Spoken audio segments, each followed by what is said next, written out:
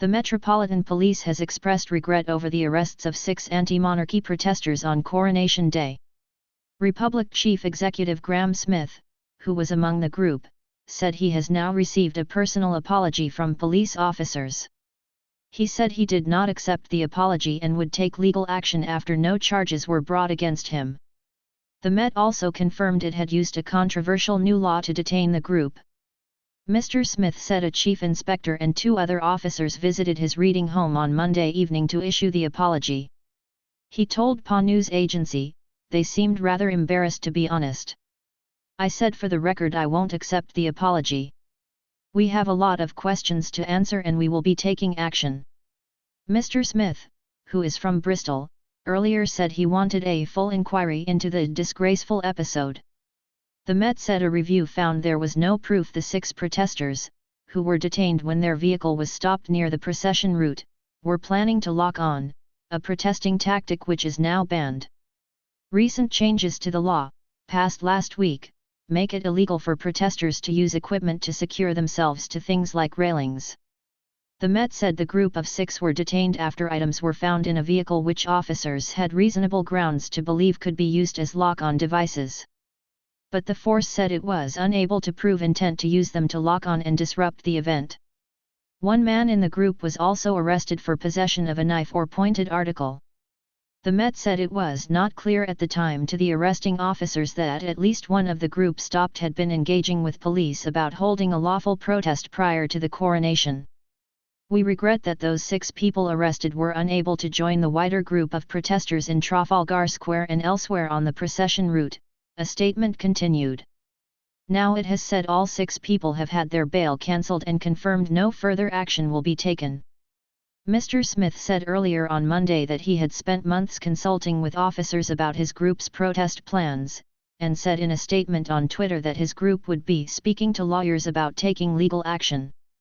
He said he had been held for 16 hours on the morning of the coronation after being stopped by officers who suspected him and group members of carrying lock-on devices to tie themselves to inanimate objects.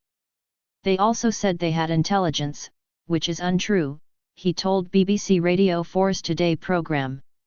If they did have intelligence, their intelligence officers are either lying or incompetent because there was never any discussion, thought, email, message, anything that suggested any intent to do anything disruptive. Mr. Smith added that, after months of discussions with the Met, the force had repeatedly said, right up until Friday, that they had no concerns about our protest plans, that they were well aware of what we were going to do and they would engage with us and not disrupt us. He continued, "So they've repeatedly lied about their intentions, and I believe they had every intention of arresting us prior to doing so."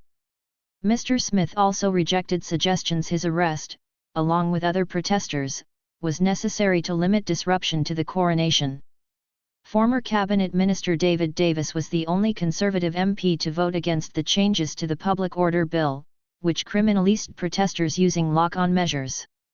He said that the legislation should be scrutinised by the Home Affairs Select Committee to ensure it is understood and implemented fairly. He told the Today programme, "There's too many elements of the law that are too crude and too broadly defined. What the government said was that it expects the police to come up with standards of behaviour. That's very woolly. If we're going to do that, we should do it properly, do it centrally, with the same level of democracy in the whole country. No one wants a day ruined, but the right to put up placards is virtually absolute in British democracy." Former Greater Manchester Police Chief Sir Peter Fahey said he gave evidence in Parliament expressing his concern that the new law was poorly defined and far too broad. "We see the consequences of that, particularly for the poor police officers who have to make sense of legislation that was only passed a few days ago," he told the Today programme. "This law could affect all sorts of protests in your local community, and this legislation could be used against you, and the police would be under pressure. The government have actually reduced the amount of discretion the police have in getting the balance right." Shadow Housing Minister Lisa Nandy said clearly something has gone wrong in the handling of Mr. Smith's case, and expressed her support for a review into the matter, which has been requested by the Mayor of London, Sadiq Khan. However, she said Labour was not committing to wholesale repeal of the new law introduced by the Conservatives last week, which has been criticised for clamping down on the rights of peaceful protesters. She told BBC Breakfast, "One of the questions we have is why was it that this group were clearly in contact with the Met, had informed them about their plans, and yet still ended up arrested up and prevented from protesting? If there is a problem with the legislation, of course we'll rectify that in government, but we're not into wholesale repeal of legislation without understanding what the actual problem is first." Earlier, Met Police Federation Chairman Ken Marsh said officers police without fear or favour, insisting the force had done an incredible job policing the coronation.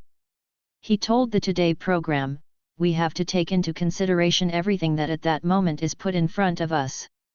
If individuals intend to cause an incident which will affect others near them or around them, then we take action to deal with it.